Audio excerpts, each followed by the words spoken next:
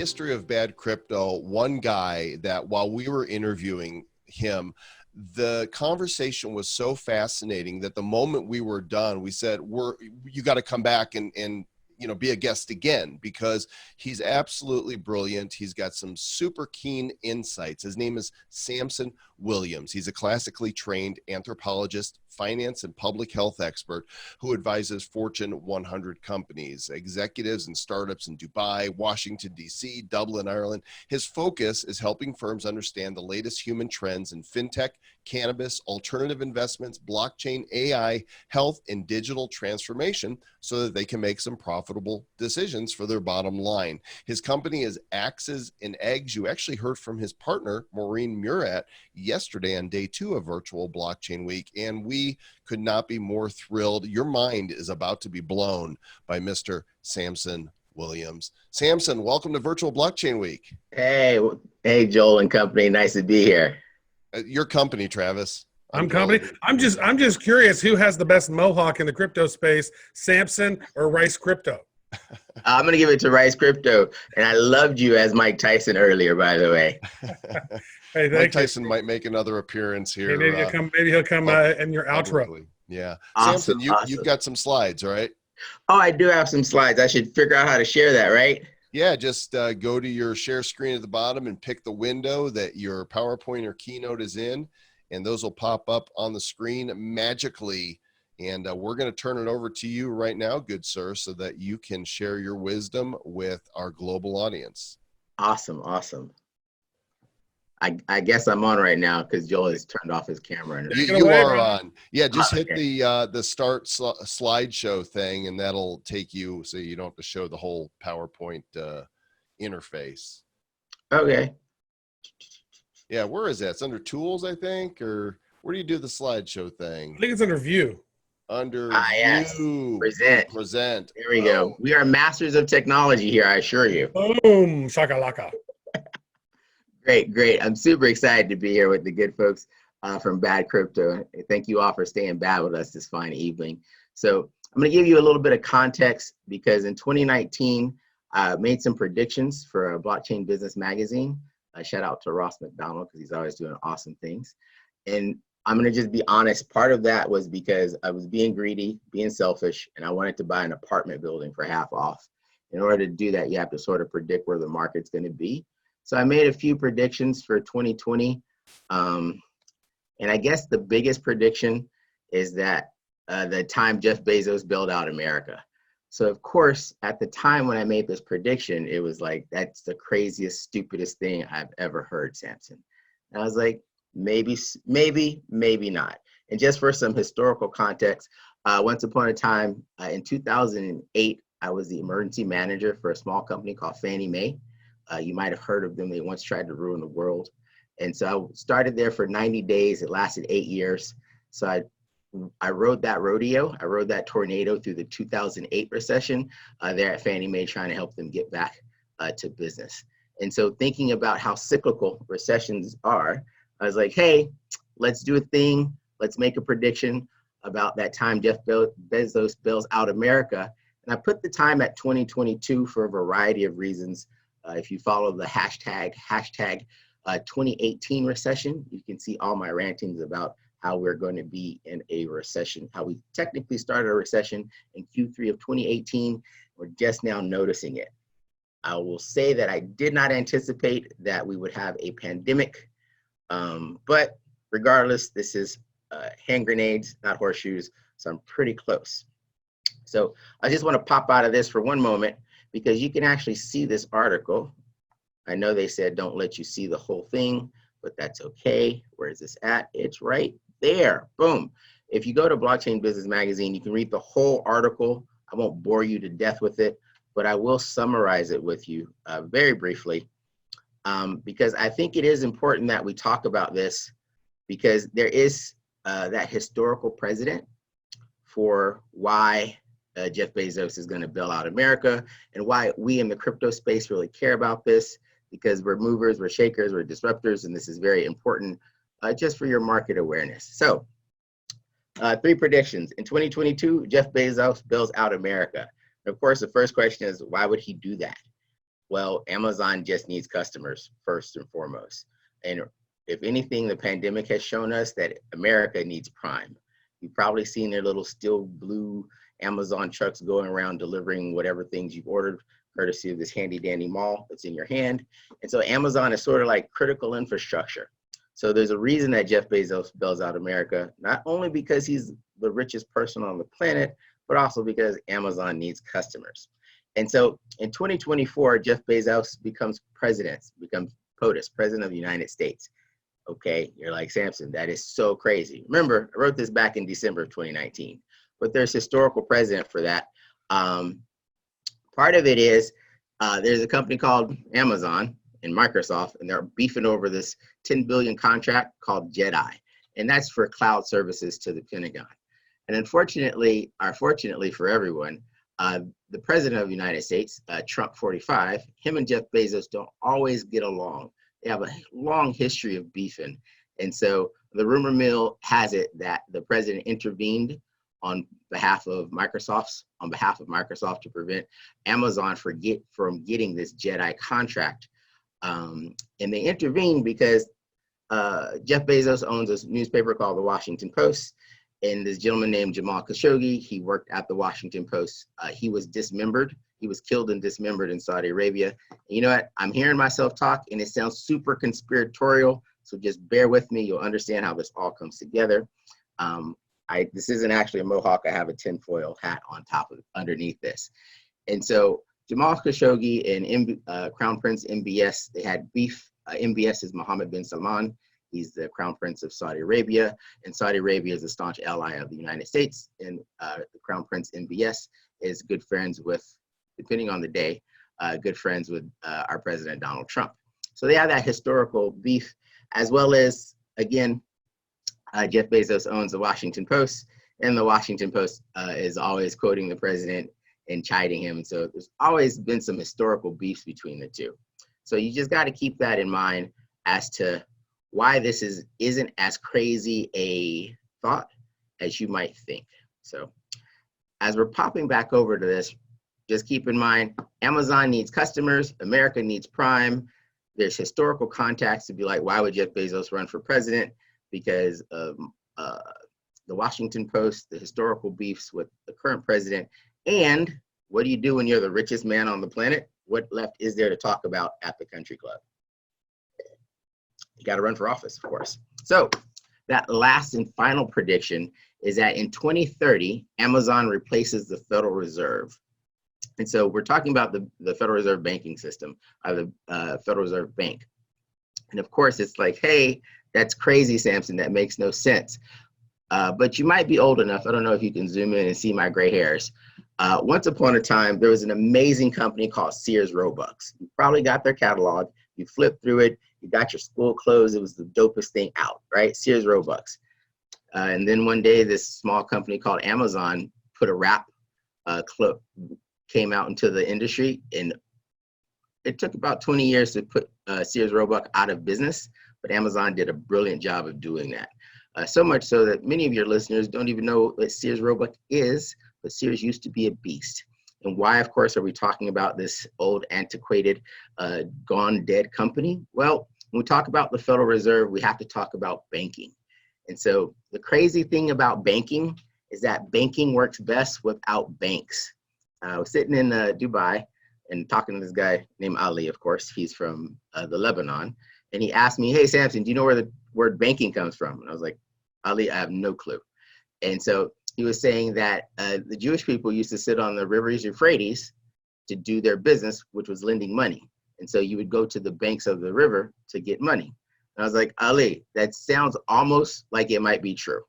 And so I give you this context so you understand that banking is a verb. Banks are a noun. Banking, the verb, it works a whole lot better when you get rid of the noun, when you get rid of the institution that is a bank. Banking actually works better on your phone. Most people do actually bank on your phone. Even now, when we talk about, hey, we're going to create digital currencies, 98% of money currency is already digital, particularly if you've got direct deposit or if you got a stimulus check. Well, you probably haven't actually got a stimulus check just yet. But if you had direct deposit, you got your digital monies in there. So what that means is banking works best without banks. And who has better customer service than Amazon? Who could provide you with better banking services than Amazon? So, of course, we want to talk about the historical precedents. And of course, if we're going to say, hey, Samson, you're talking crazy. I don't understand how Jeff Bezos can bail out America. We have to actually go back in our history books. And of course, I welcome you all to fact check me. Get on the Googles, get on the Bings, get on the Yahoos, whatever web engine you use to search, and check out the time JP Morgan, the first time JP Morgan bailed out America in 1883. We're talking about JP Morgan, the man, not JP Morgan Chase, the conglomerate of banks, just JP Morgan, the man. Because at one point, he was the richest person in the US. And so in 1883, JP Morgan bailed out the US. Then again in 1907, JP Morgan pulled out his checkbook and did it again. And it's like, oh, that's so crazy, right? I know, history, it's a beautiful thing. I think Mark Twain said that history doesn't repeat itself, but it often rhymes. And so there is that historical precedent for a single individual, in this case, Jeff Bezos, to bail out America because it's happened on 3 separate occasions. And the most important occasion is in 1913 when JP Morgan and a few of his other banker friends got together and decided to bail out America. But JP Morgan and his friends, he was on his deathbed at the time, they decided that they'd done this one too many times, right? Fool me once, shame on you. Fool me twice, shame on me. The third time, they're like, we need to create the Owen Glass Federal Reserve Act of 1913. And the Owen Glass Federal Reserve Act of 1913 actually created the Federal Reserve banking system and the Federal Reserve Bank. So actually, much like Sears Roebuck, the Federal Reserve is a 107-year-old startup. It's been around a minute and is looking for someone to disrupt it.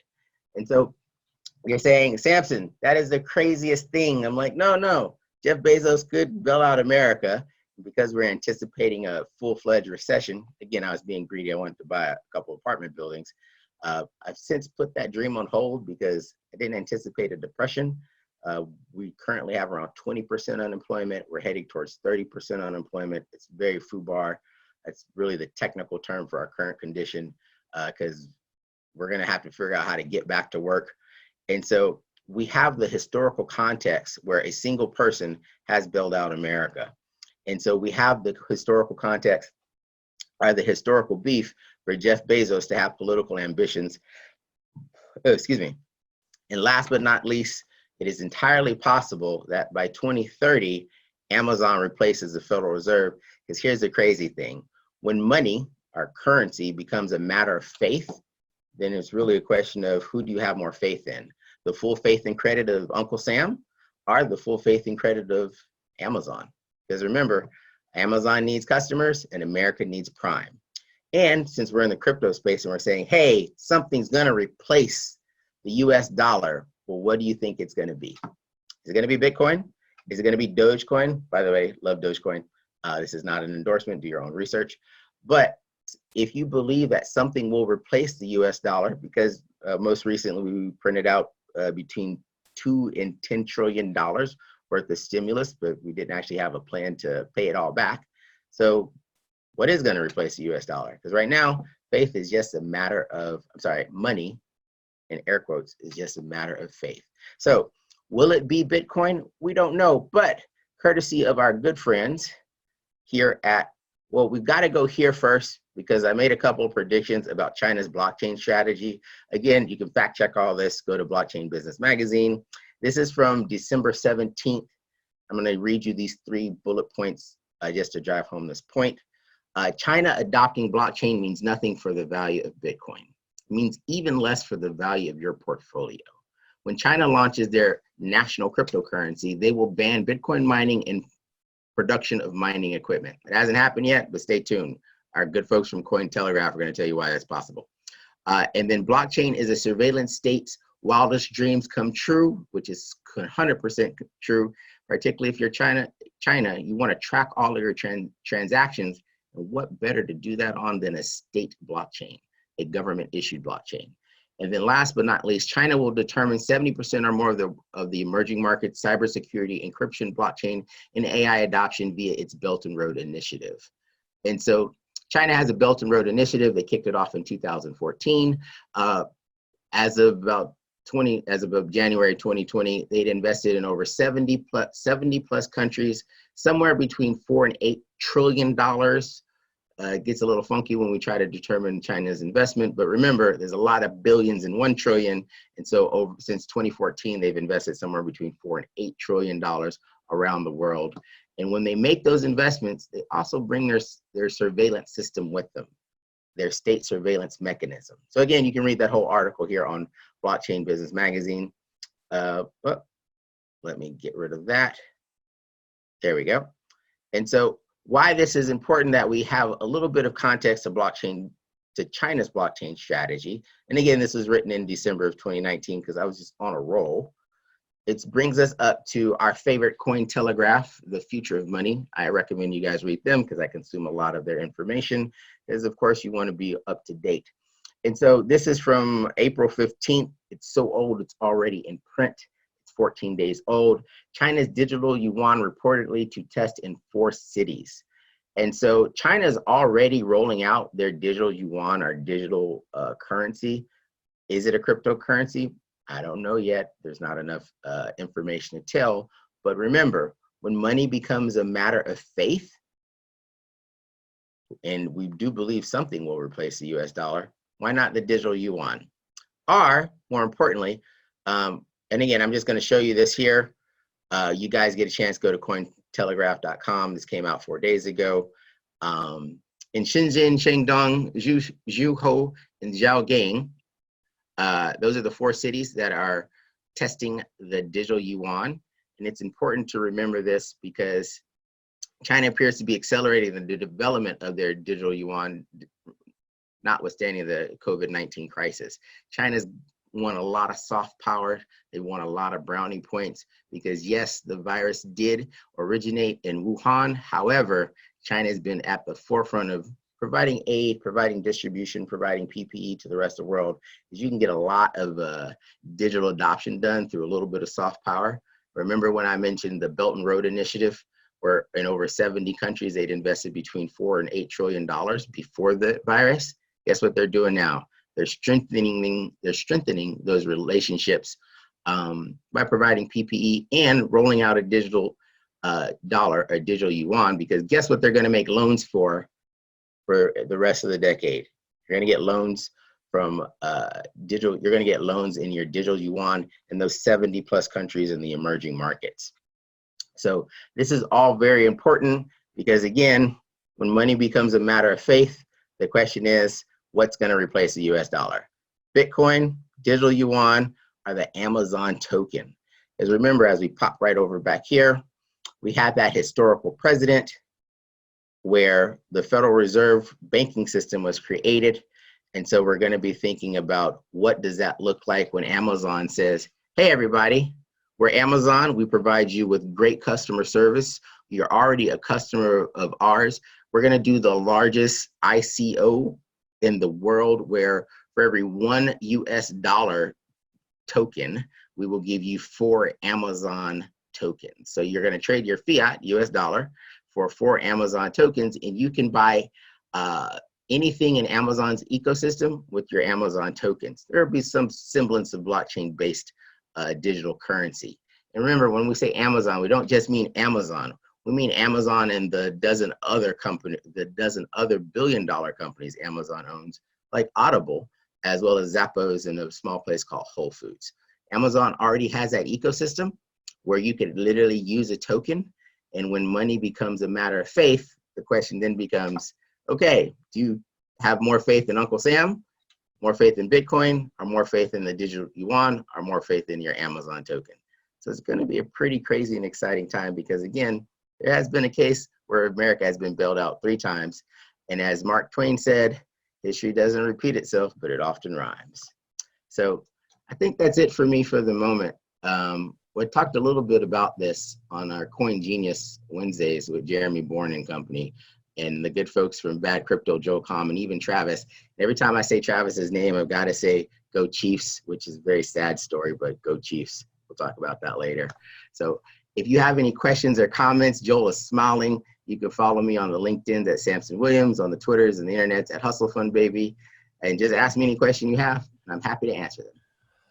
My mind is blown. I mean, I had no idea what direction you were going to go with this, but that, Travis, say something so you pop up there. Oh, hello. Yeah. How you like that? I don't mean to blow your mind, but it's within the realm of possibilities. And last year, everyone I told this to were like, "You're nuts." I'm like, it's happened before. And as the circumstances mount up, it's like, yeah, we can see that happening.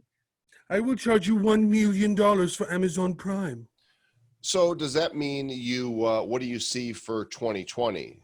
Do you see Trump winning the election again, or do you see it going to the other side? I don't know. I think we're going to have a constitutional crisis, honestly. Just once upon a time, Joel, I used to be an epidemiologist for the state of Florida. I'm old as dirt. And so understanding how the disease is transmitted. I wrote an article for my day job called How to Stay Dry in the Rain. And so if you want to stay dry in the rain, you get an umbrella, you might have boots and a raincoat. So right now that umbrella for COVID-19 is social distancing, because COVID-19, it will always be raining COVID-19 until we have a vaccine. So if you want to stay dry in the COVID-19 rain, you should probably social distance. You might also want to wear a rain jacket and some boots, which is covering your cough and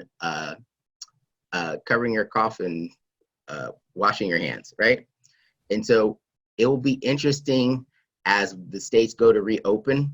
Give us 21 days to see the curve tick back up on the number of infections, because it's not that everyone's going to die, it's that everyone is going to overwhelm our hospital systems.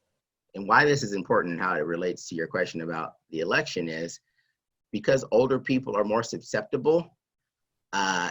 If you lose enough of them, it just creates a sense of fear, uncertainty, and doubt in the electoral body, and then they have to go vote. And this is why in this moment, it might be hazardous to their health to vote, and they might be voting for their lives, in which case, what do they do? What do they do?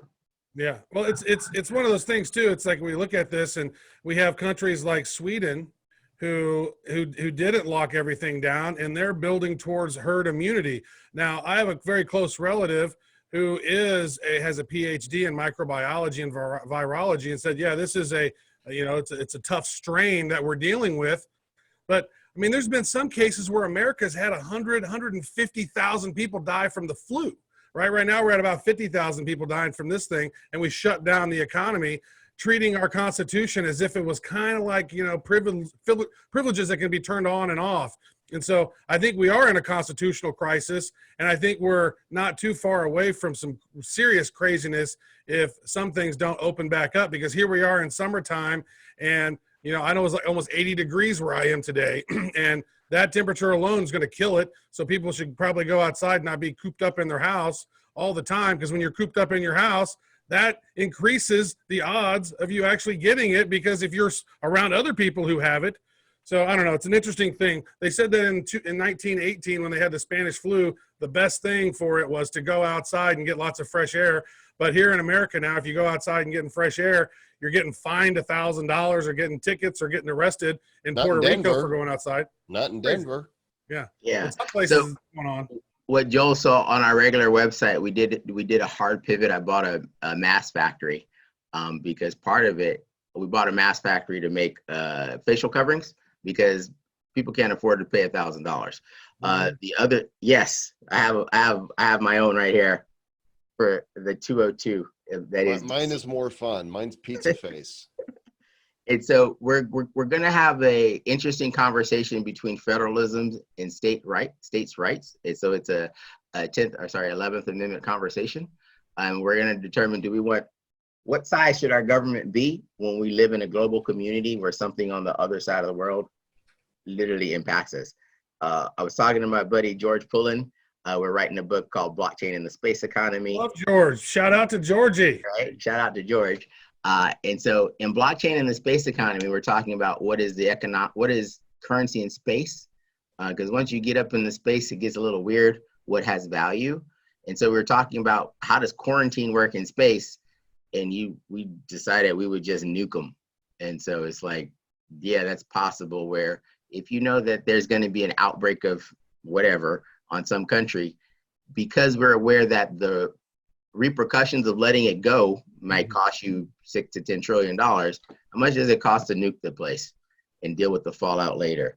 So again, we're such a crazy theory, and especially that's one of the things is like, as I know from my relative who works in the spaces, yeah, they're in there tinkering with shit they shouldn't be tinkering with. Like, oh, let's mix this virus over here with this and let's see what it does. Like, ooh, and if it gets loose, then wow, look what breaks out. It's crazy. It's like Pepsi and Mentos, man. You should not, it's a things bad do thing. not belong That together. is true. That is true. So just keep in mind, if you are in one of those vulnerable populations, it will be raining coronavirus until there's a vaccine. So And then again, the vaccine might not even work because the thing mutates so quickly that it's not, one vaccine's not going to take care of all those different strains due to all of those mutations. So Thanks, it's going to make Dr. some Travis. people feel happy. All right, Dr. Travis. It's Thank just you. crazy the way things mutate. Our resident epidemiologist here, Mr. Travis Wright. Samson Williams, thank you so much for sharing these crazy predictions. We'll definitely revisit in the future and see if they're not crazy. They're gonna come true. The only thing I was wrong about was the 49ers winning the Super Bowl. That was it. That was it. Everything else I'm spot on. Oh no, I'm really scared about this one. Then this one kind of bothers me. I don't know what we're gonna do about having President Bezos running the Federal Reserve System or whatever.